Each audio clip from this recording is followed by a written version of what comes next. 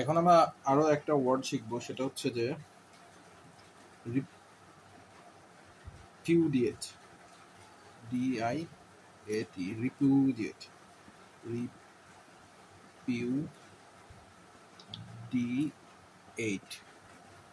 রিপিউডিয়েট শব্দের অর্থ হচ্ছে নিজের বলে অস্বীকার করা বা ত্যায্য করা বা অস্বীকৃতি জানানো। রিপিউডিয়েট অস্বীকার করা, ত্যায্য করা। আরেকটা ওয়ার্ড সেটা হচ্ছে রিপাগন্যান্ট, রিপাগন্যান্ট